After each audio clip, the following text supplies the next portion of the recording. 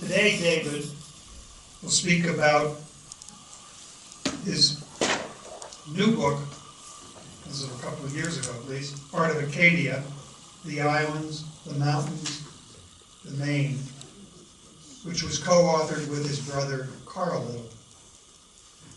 David is an accomplished landscape painter. He received both an MA and an MFA from the University of Iowa, and also studied at the Skowhegan School of Painting and Sculpture. He has held solo and group exhibitions, curated exhibitions, and held prestigious art residencies both in Maine and Virginia. However, it is the art historian, David Little, that we will hear from today. His first paintings of the Katahdin region were made in 1992. Slightly more than a decade later, he would become a passionate advocate for the role of the visual arts in the conservation of lands east of Katahdin. He was one of 19 artists who volunteered their works to assist the Trust for Public Land in its successful campaign to preserve Katahdin Lake. And he co-curated an exhibition taking different trails to the artist's journey to Katahdin Lake at the Olin Arts Center, at Bates College. More recently, he co-authored the book Penobscot East Branch Lands, a modest volume that was very instrumental in the run-up to President Obama's designation of 85,000 acres in as the Katahdin Woods and Waters National Monument in August 2016. David's experience allows him to expertly combine his knowledge of the visual arts, conservation, and the history of the region to make connections for the rest of us. Two final items. David and Carl's book, Paintings of Portland, will be forthcoming from Down East this coming spring. And secondarily, copies of the Art of Katahdin, Art of Acadia, will be available for purchase after his lecture over here on the right-hand side of the room. David?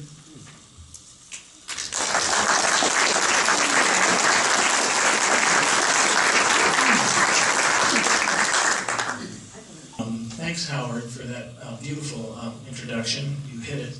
You nailed it. Also, thanks, Reg, and also Claire Durst and Melissa for their help, and other people at the library, and all the setup today. Much appreciated.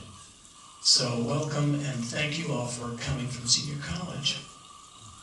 Finally, I would like to thank Bill Bentley, who's not here, who helped me create this PowerPoint. His photograph of the view of Otter Cove from the summit of Cadillac Mountain refers back to a painting by artist Sanford Gifford of the view from the same spot, titled The Artist's Sketching at Mount Desert, Maine, from the Farnsworth Museum collection. In Gifford's painting, the artist seated on the rocky ledge, you can sort of imagine an artist seated in his painting, is Jervis McEntee, and both were visiting the island with their family members in July of 1864. Out in the landscape sketching together, Gifford and McEntee would often serve as models for each other. This is a note just to show you, a short note, about how a contemporary photo can suggest an earlier storyline.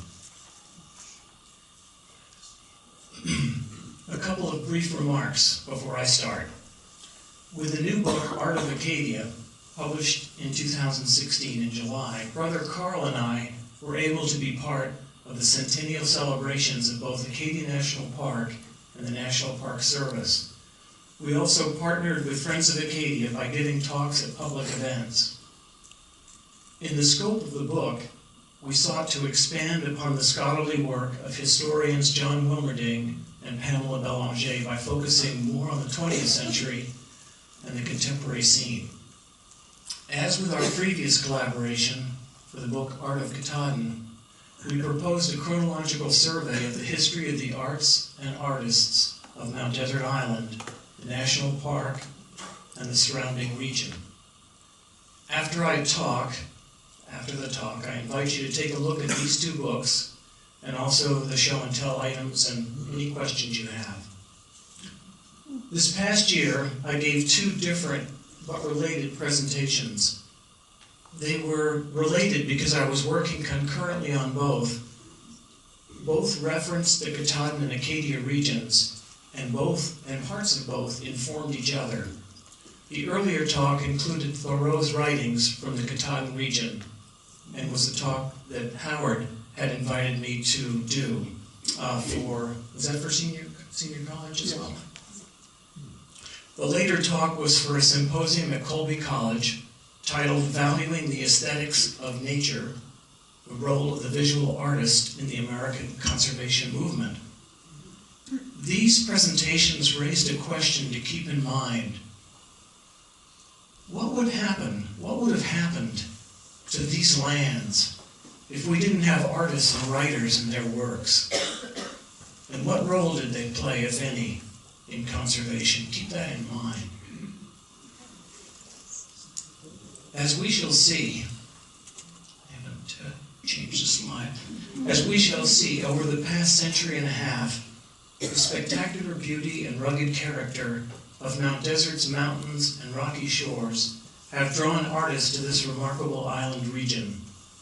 The artist Alexandra Ting produced a series of aerial view paintings of Mount Desert Island, including the large panorama titled Jet Streams, which was selected for the cover of Art of Acadia.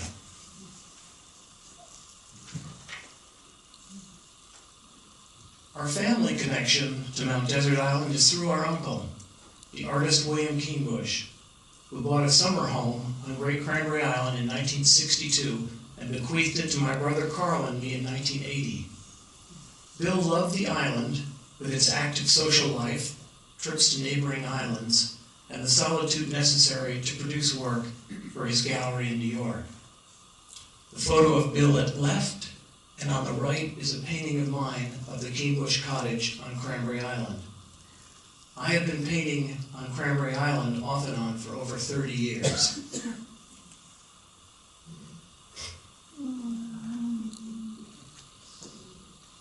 In preparing for the symposium that happened this past summer at Colby, I came across an essay by Emily Brady, a professor at the Institute of Geography at the University of Edinburgh. In her essay, it was titled Aesthetics in Practice, Valuing the Natural World, she writes this: deeply aesthetic value permeates human practice, from engagement with everyday environments to enjoying wild places, to making moral choices, to scientific study of nature. The aesthetic is not reserved for the art museum, concert hall, or scenic viewpoint. While a distinctive kind of valuing, it is not separate or cut off, but rather integrated into the relationships we develop with the natural world through a variety of human activities. This statement, it's a dense statement, but it does encompass the connecting threads of my talk, and it is important for generational memory, especially in seeking to shape the young artists of tomorrow. Michael Brune, the Sierra Club's executive director, wrote about how often the club has used artistry, filmmakers, actors, musicians, photographers, and painters as a tool to protect beautiful places. These creative types, he says, are our not-so-secret weapon. Brune concludes by stressing the intrinsic value of the natural world unites us, and access is critical to its defense. Tom Culverwell created this large hand-painted paper collage map of MDI in 1963 that hung for years in his sister's Echo Vista restaurant on Route 102 in Southwest Harbor. When I saw it hanging in a frame shop in Bar Harbor, its simplicity suggested a visual overlay of artists, craftsmen, and writers with locations where they worked. Among the group, today we will see works by Tyson, Lane, Church, Hartgen, and Smith.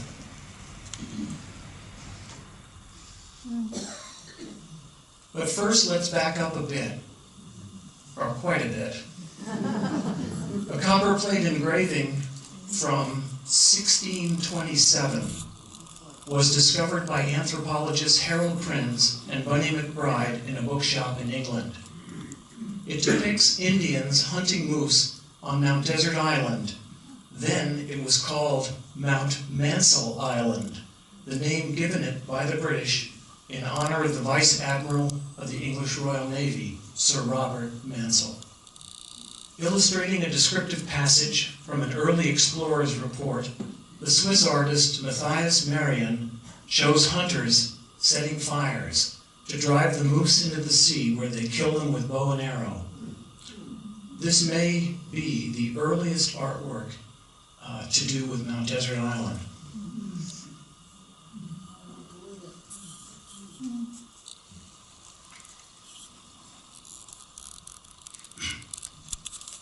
German artist Franz Greta, German artist Franz Greta accompanied Maine State geologist Charles T. Jackson on an expedition to explore and survey the northeastern boundary areas of Maine in 1836, including most of the seacoast between Thomaston and Eastport.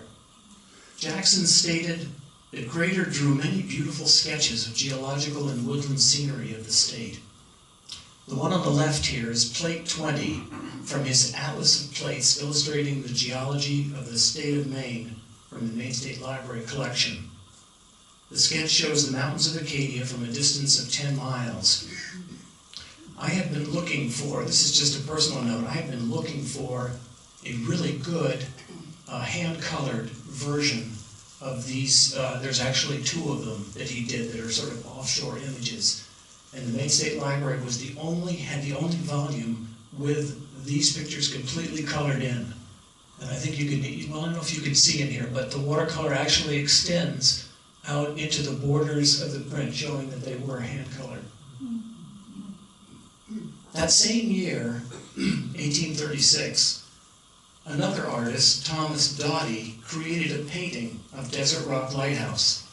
Its popularity inspired artists and writers to depict this lonely outpost 18 miles offshore. Engravings and painted variations, tales of shipwreck and rescue at the Rock, led to a highly romanticized lithograph from the firm of Currier Knives, circa from the 1880s. Today, Mount Desert Rock serves as an ecology research station for the College of the Atlantic, where students study finback and humpback whales.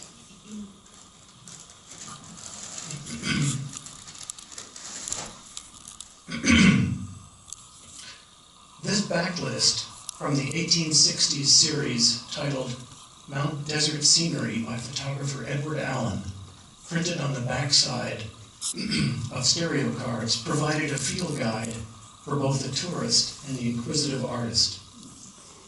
Photographers produced regional series, often with a mixture of working scenes, well-known buildings, and scenic landmarks. Oops, excuse me. Did I go that far forward?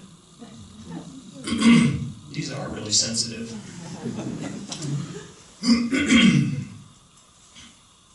Where was I? The subjects of these stereo view cards were enhanced when viewed through a stereoscope, whose prismatic lenses added a three-dimensional quality of depth and mystery. The relationship of photography to painting and vice versa influenced our evolving perception of the natural world. Both painting and photography in tandem with printmaking promoted tourism and development, which later spurred calls for protection of special places. Here, the sketching party at Wright offers a glimpse into the private world of artists and model in a quiet Bar Harbor setting. And that's only half of the stereo view card. The stereo view cards have two images which were photographed about an inch apart, which is the distance roughly between one eye and the other. And that by looking through them through this scope viewer with the prismatic lenses, you sort of went into the world of this in a much greater depth.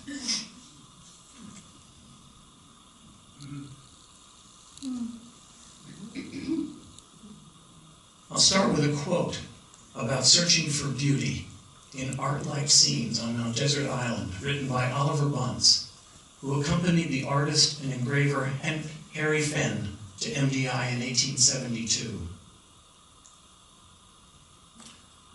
People in search of the picturesque should understand the importance of selecting suitable points of view. The beauty or impressiveness of a picture sometimes greatly depends on this.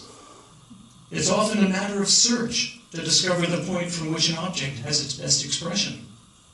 The beauty of any object lies partly in the capacity of the spectator to see it, and partly in his ability to put himself where the form and color impress the senses most effectively.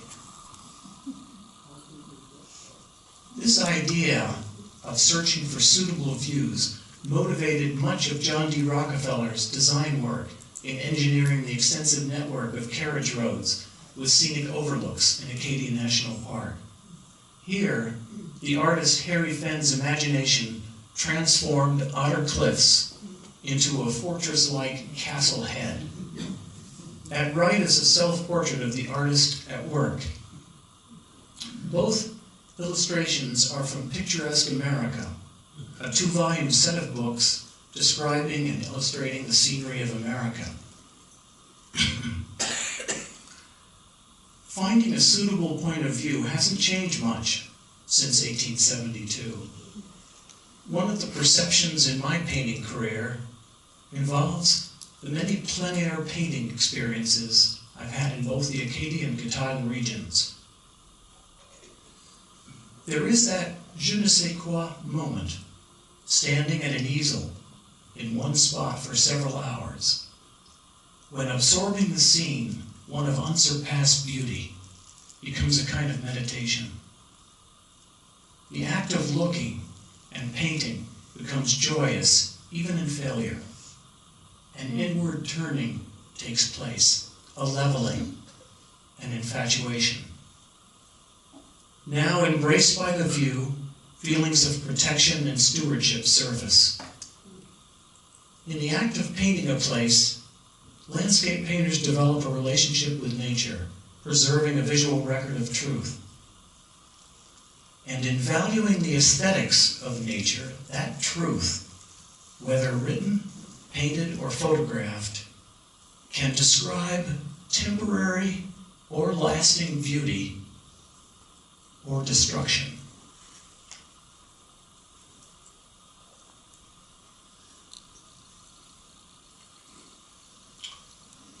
Thomas Cole, the founder of the Hudson River School, notated this drawing, writing, "This is a very grand scene, the craggy mountain, today's beehive, the dark pond of dark brown water, the golden sea sand of the beach, and the light green with its surf, all together with woods of varied color, make a magnificent effect such as is seldom seen created in the sun." These sentences, in the upper right-hand corner there, from 1844, may well have prompted his pupil, Frederick Church, to follow in his footsteps to Mount Desert 6 years later, and even to the same motif. The graphite drawing is from a large sketchbook in the collection of the Princeton University Art Museum. In his essay on American scenery, that's Thomas Cole's, written 8 years earlier for the magazine The American Monthly, Cole extols the contemplation of scenery as a source of delight and improvement. and the advantages of cultivating a taste for it, the perception of beauty. He draws out the contrast between the old world scenes of Europe and the elements of wildness of the new American continent. In the conclusion to this essay, subtitled "The Destruction of Beautiful Landscapes," Cole writes passionately about the over-harvesting of trees in the Catskills, foreshadowing a crucial factor in early 20th century conservation efforts on Mount Desert Island. He wrote, "Yet I cannot but express my sorrow that the beauty of such landscapes are quickly passing away. The ravages of the axe are daily increasing. The most noble scenes are made desolate, and oftentimes with a wantonness and barbarism scarcely credible in a civilized nation." And this insight comes 10 years before Thoreau's first trip to Katahdin.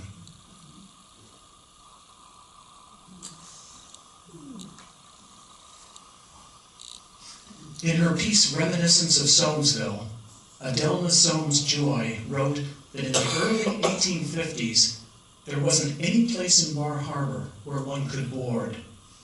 And to her and her young friends of Soamesville at that date, Bar Harbor was almost unknown.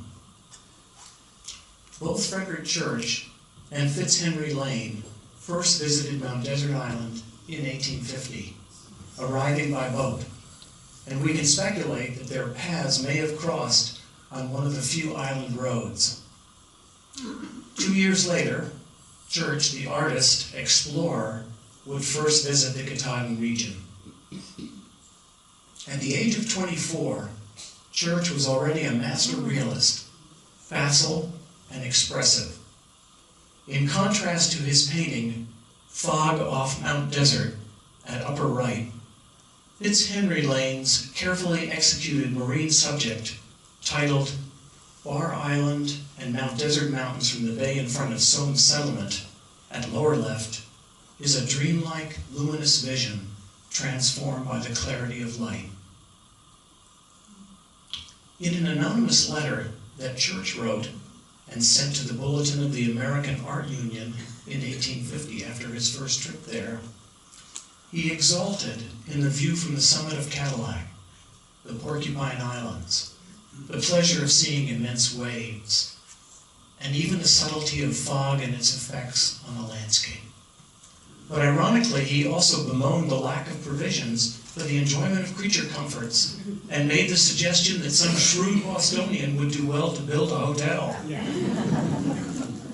30 years later, by 1880, or the mid-1880s, there were over 100 hotels on the island, most of them in the Bar Harbor area, thousands of tourists visiting, and development was rampant.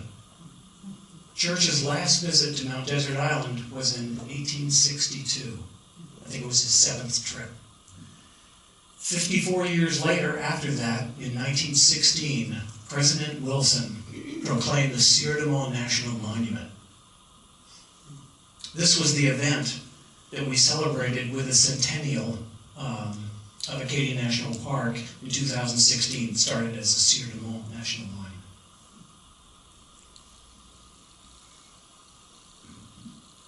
An Island Party, Church and Company, August 1855.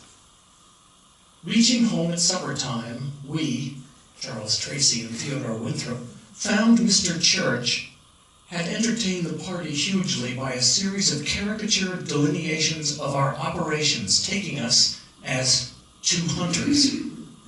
The whole 17 numbers, actually 19 drawings, are funny and witty and artistic, and amused us as well as all others. Charles Tracy, 1855. In August of that year, on his 5th trip to Mount Desert Island, Frederick Church brought along a large party of family and friends, 27 in all, to share in his discoveries. The travelers stayed at the Mount Desert House in Soamesville. As John Howitt recounted in his book Frederick Church, the group had a rollicking good time, hiking, berrying, riding about the entire island in country buggies, fishing in the ocean for mackerel, swimming, rowing, eating, singing, reading, playing parlor games, Church was a great hit as a caricaturist, and looking at the unspoiled scenery.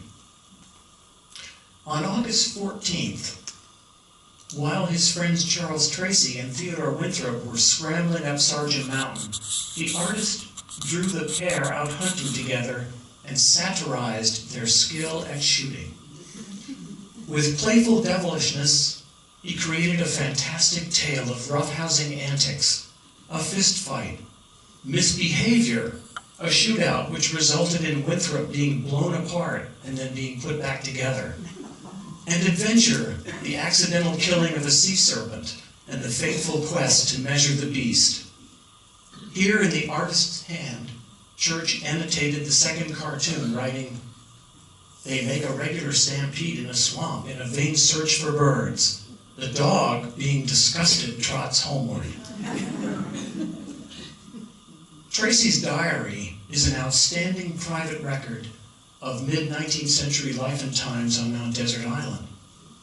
The edition published in 1997, which I have a copy of over there on my show and tell table, brought together for the first time Church's sketches with Tracy's daily diary.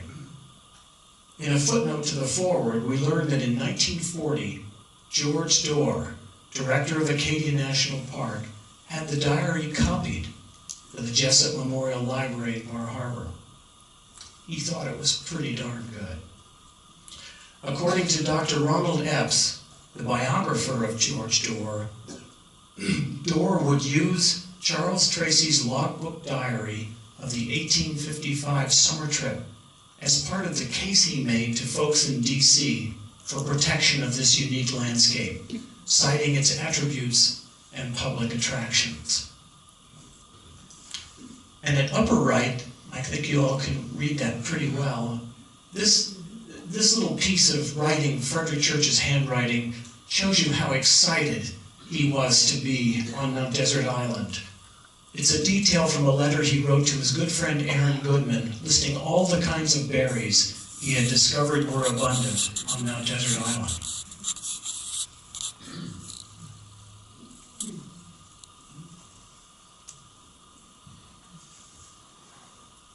The artist Lockwood DeForest traveled to Mount Desert Island several summers in the 1870s. He also traveled to the Katahdin region in 1877 with a group of fellow artists led by his uncle, Frederick Church. The ink-wash drawing of the island in Katahdin Lake at upper left came to my attention a couple of years ago as part of an exhibition at Olana, Church's home in Hudson, New York. A DeForest scholar, one of the best, Roberta Mayer, wrote that the artist's intent in his oil sketches, like this one, The Rainbow, Frenchman's Bay, was to capture an accurate record of an actual locale with particular attention to the effects. Contained illustrations that provided a visual flavor for the social activities on Mount Desert Island.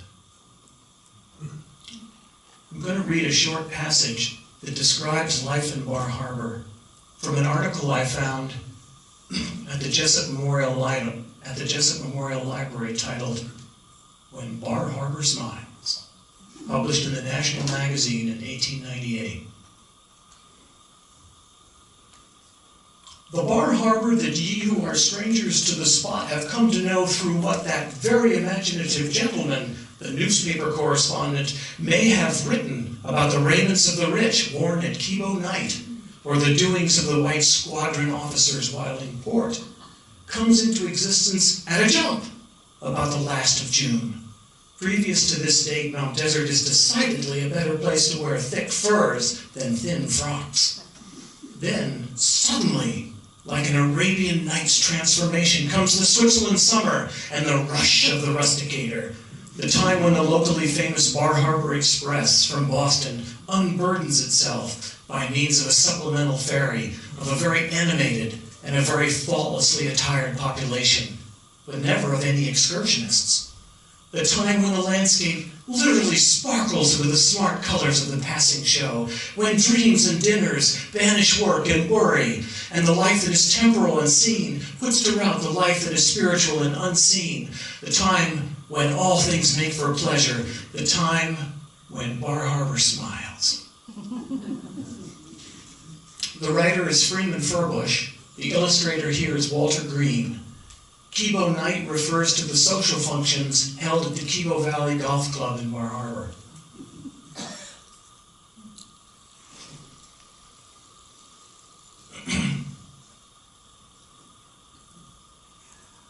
These three images suggest some important threads in the history and evolution of Acadia National Park. Charles Eliot, whose round table drawing of his Harvard chums reveals the formation of his Champlain Society, was credited by his father with the concept of a great public park on MDI. His novel concept was to create an association to hold parcels of land, just as the library holds books and the art museum pictures, for the enjoyment of the public, parcels bequeathed by generous men and women. Also sitting at the round table were brothers Edward and Henry Rand. Edward became a lawyer and a botanist, co-authoring an early book on the flora of Mount Desert, Maine, 1894. His younger brother Henry was passionate about photography and documented the scene on the island. The activities of these young Harvard naturalists over 10 summers on MDI exemplify the kind of student-scientist activities carried out to study the flora and fauna of the island, while at the same time noticing the changes taking place as once open natural areas became huge summer cottages on private property.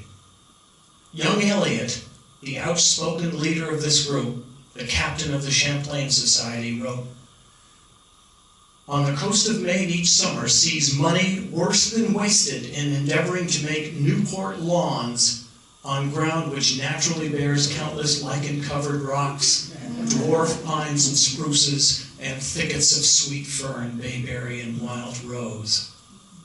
And I'll just note here, I think, if Howard agrees with me, that two other people that were seated at this table are the Dunbar brothers.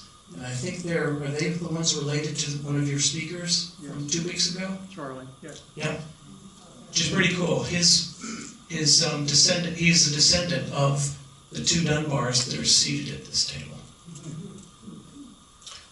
In 1993, Nathan Hall, an artist and Maine resident of over 25 years, was commissioned to paint the cover art for Tom St. Germain and Jay Saunders' landmark book, Trails of History, the story of Mount Desert's island paths from Norumbega to Acadia.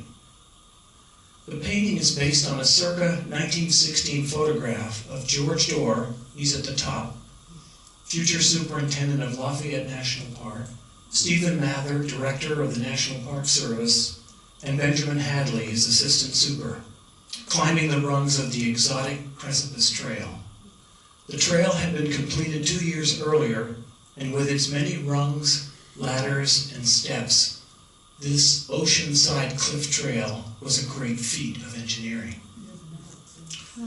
The painting brings to life a black and white photograph taken by Herbert Wendell Gleason, the silent fourth in this group of climbers. It suggests the leadership role that Dorr played to convince these climbers and the folks in Washington of the scenic values of his proposed park. Gleason, who was hired as an Interior Department inspector, photographed existing national parks and lands proposed for national park status, including those at Katahdin. Gleason's collections of slides, shown in lectures, helped publicize the visual beauty of the places he had visited. So here, the intersection of a black and white photograph and its recreation as an oil painting tell both a human story about the park as well as the natural history of the trails.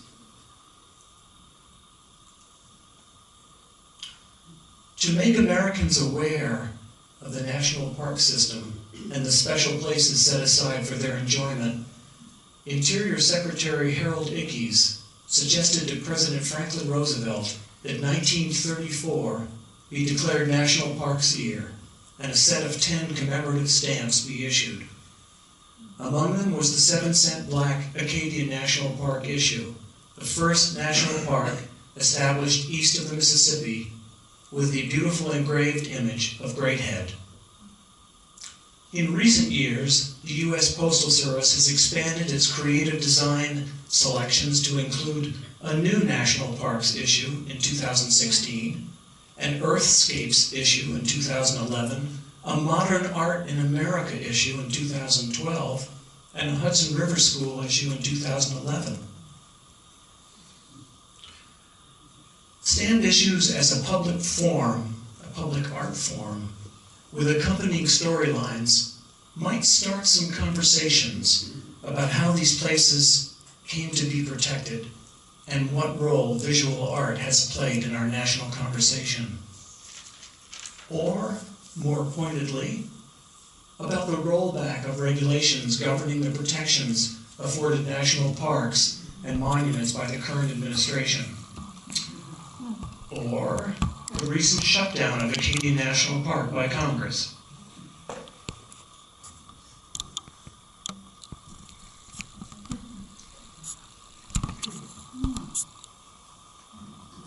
Eight years ago, Peter Rudolph exhibited the marvelous watercolors of Harold Warren at the Clark Point Gallery in Southwest Harbor. I have his, the catalog that they produced is over on the show and tell table. In Art of Acadia, we broadened the work of this exhibition and catalog to include illustrations by all three of the Islesford painters, who were known just as TIPS, 3 Islesford painters. Harold Warren at left, Scotty White in the middle, and Charles Kincaid on the right were presented both individually and as a group with a unique regional perspective from offshore on Little Cranberry Island at a time in American art when modernism was sweeping the world. So at bottom left is the Harold Warren painting of the view from Islesford. And at the top right is an oil painting by Charles Kincaid of a cove on Sutton Island. And at bottom right is a watercolor by Scotty White of one of the docks on Islesford, Little Cranberry at low tide.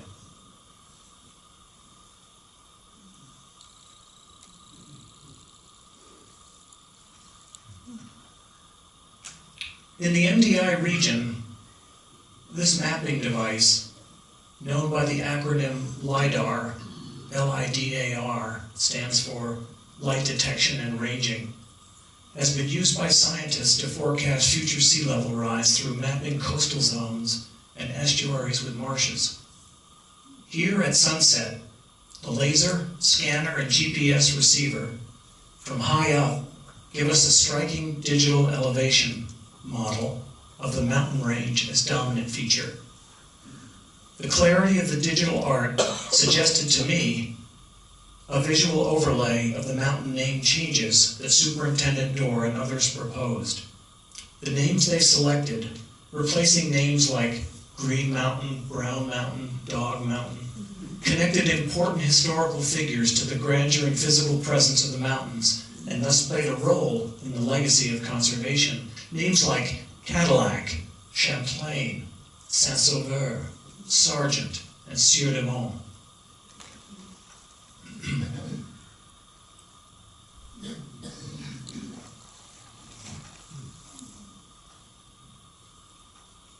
On a visit from his summer home on Great Sprucehead Island in 1965, pioneer color photographer Eliot Porter turned his camera toward this estuary that meanders through marshland in the southwestern part of Mount Desert Island. Using his signature color dye transfer process, he produced an extraordinary study of water, mountains, and sky. Porter admitted, as no doubt his younger brother Fairfield would have, that their young artistic lives and future careers began with and were framed by their father's purchase of Great Spruce Head Island in 1910 and the summers they spent there.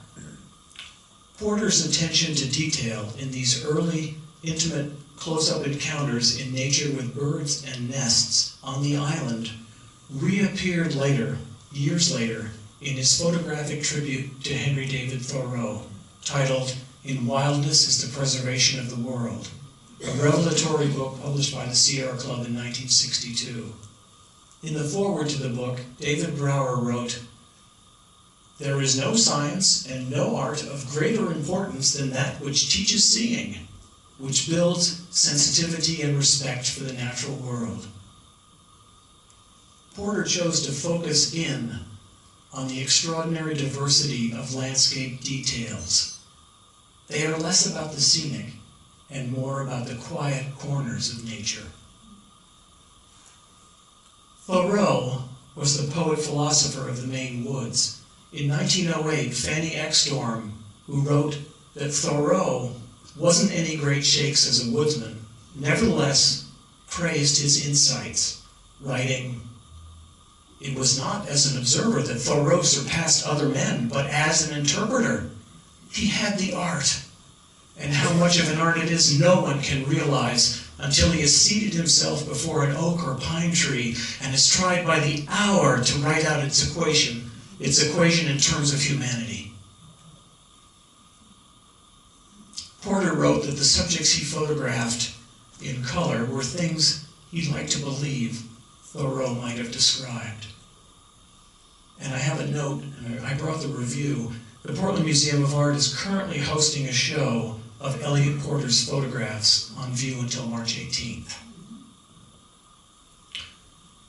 The artist Carol Tyson had a camp on Long Pond in Southwest Harbor and frequently painted on the so-called quiet side of Mount Desert Island. He loved the harbors and shoreline of Southwest and Manset, but also the panoramic vista of Western Mountain, serving as a backdrop to the twisting inlet of Bass Harbor Marsh. So here we have two different interpretations of the same view, inviting comparisons on many levels, among them the medium, the expression, and the intent. Tyson and Porter had another point of intersection, their love of ornithology and the works of American artist John James Audubon. Both were influenced by the bird artist. Tyson was influenced with his large folio prints of the birds of Mount Desert Island, 1934, and with his book, The Birds of Mount Desert Island, Acadia National Park, 1941. Porter was influenced with his lifelong interest in avian photography. On another level, these works might be part of an eco-critical dialogue. The dialogue could include a recent report on sea level rise in salt marshes in and around the park. This report, which I won't go into in great depth, maybe I will, it concluded that salt marshes, including the Bass Harbor marshes, provide significant ecological functions that include nursery and breeding habitat for fish, birds, and other wildlife species, organic matter production, storm, flood, and erosion protection, carbon sequestration, and filtration of nutrients, sediments, and contaminants from waters entering the coastal zone. Looking at these two works, there's much food for thought.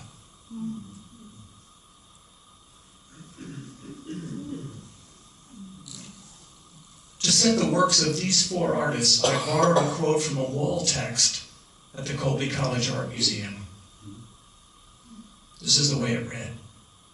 The first few decades of the 20th century increasingly saw influences flow back and forth between Europe and America, and fertile exchanges among the visual, literary, and performing arts. Even as American artists were still absorbing the aesthetic insights of Impressionism, they responded to the work of subsequent avant-gardes, which offered new challenges to traditional assumptions about style and subject matter. To this pluralistic fray, Americans brought their own contributions. borrowing from indigenous, folk, and classical traditions. They explored the expressive possibilities of form and the structural capacity of color. As photography came to dominate realistic representation, abstraction became an important means of expression in painting. Whatever the means or the motif, they shared what Georgia O'Keeffe once described as the desire to make the unknown known.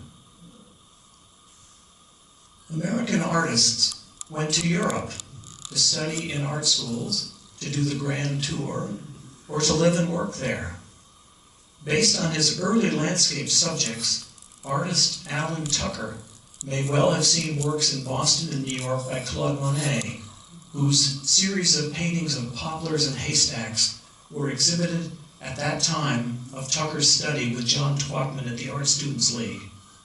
Tucker, with his experimental approach to painting, became known for his individualist style, a unique American blend of post-impressionist and Fauvist styles. His painting of Mount Desert Island is at upper left. Continuing clockwise with Marson Hartley. Upon his return to his native state, after living a peripatetic life, Hartley had made some of his strongest work, including a series of portraits of Katahdin and a small group of dramatic wave-on-rock paintings prompted by visits to nearby Schoodic Point. Writing about another Hartley wave painting, historian John Wilmerding noted how the artist immobilized the form, making the crashing wave as substantial and monumental as a mountain. Upper right is Hartley's Evening Storm, Schoodic, Maine, No. 2. This painting was part of a large traveling exhibition of Hartley's main work that was on view all last summer at Colby College.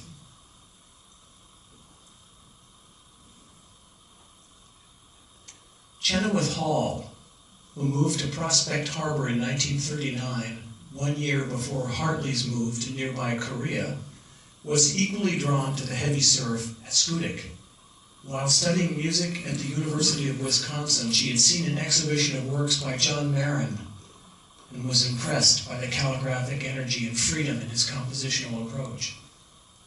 Looking at her lively watercolor, titled Schoodic, with its almost audible percussion of waves, one might not have guessed that Ms. Hall was violin chair of the Brooklyn Symphony Orchestra. Realist painter Fairfield Porter ventured afield from his home on Great Sprucehead Island to visit Ilaho on a number of occasions beginning in the 1920s. It was a pleasant 14-mile stretch of water south and east across East Penobscot Bay. Deciding to paint a scene from the national park, Porter chose a favorite view, the cliffs at Ilaho, for a large painting, produced on commission for the U.S. Department of the Interior in 1976 to commemorate the American bicentennial. Porter later produced a lithographic edition loosely based on the original painting. One of these lithos is shown here.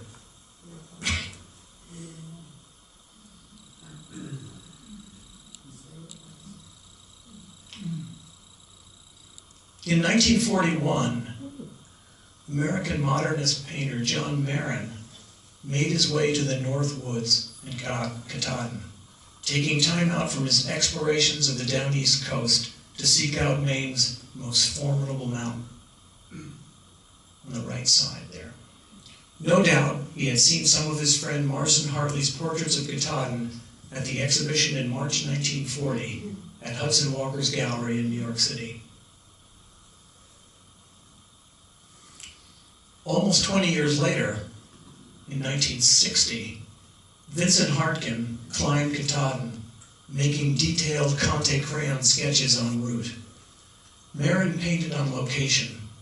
Hartkin would paint his large watercolor, Katahdin Crevice, at left. I apologize for it being so small, but it's a large watercolor. 5 years later, using his memory and sketches. Both artists painted places in Acadia National Park, Hartkin at Schoodic and Marin at Mount Desert Island.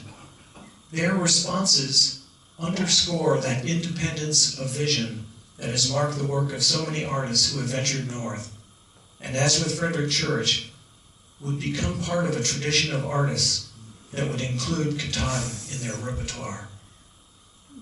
Each individual views the mountain and its surroundings through a distinct lens, and that personal filter leads to original ways of seeing the world. The Marin watercolor is from a private collection and was shown for the first time in Maine this past summer at the Lockwood Museum of American Art. I was very excited to see it and find out it was there, because I had never seen it before. And I think I've seen, not everything, but most everything. I think he did maybe 6 watercolors, 2 different trips to Katahdin.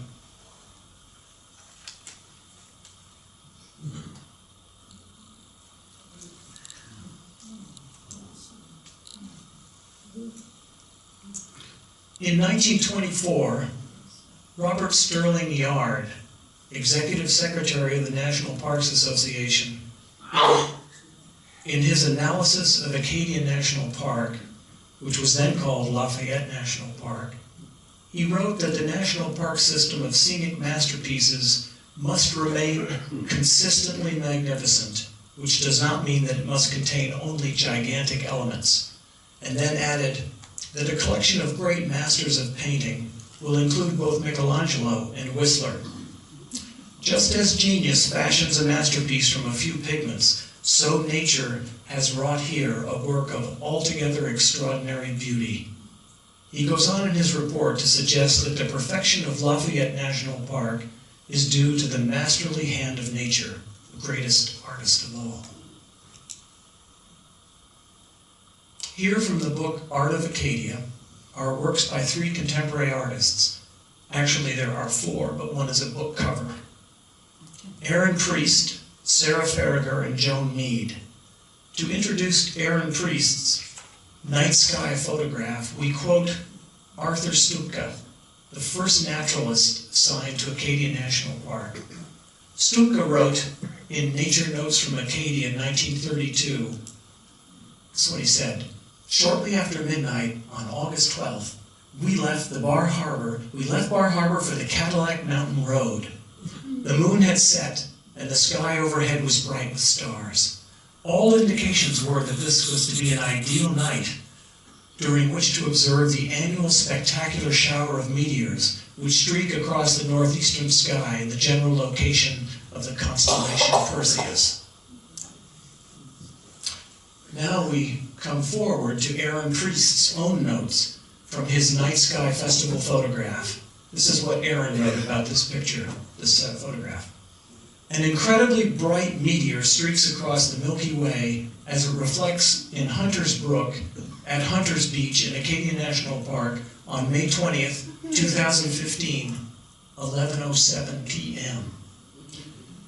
I scouted this area out virtually with some photo apps and a topographical map several months prior, but needed to wait until the right month for the Milky Way to line up with the profile of the trees, as well as the right time of month and weather for no moonlight or clouds to interfere with the dark sky. And I have a little note that 8 years prior to this photograph, the town of Bar Harbor created an ordinance requiring night sky friendly outdoor lighting on all new construction. For her painting Moonlight at Schoodic, at bottom right, with echoes of Rockwell, Kent, Sarah Farragher wrote this: "What I've found in my many days of painting outside is that when you sit quietly in nature for hours, you'll see amazing things. Always elemental, often sublime, sometimes frightening, yet always comforting. Because the underlying energy of everything is so evident, and I feel connected to it, not separate from it." That's over there at bottom right. Joan Mead's vivid rendering of Thunderhole was painted during her weeks-long artist in residency in Acadia National Park. One resident wrote on his application that a visual medium is needed to raise public awareness of the value of places like Acadia. which actually, when I read it again for this talk, I realized that it's almost the same thing that Ansel Adams said in one of his writings.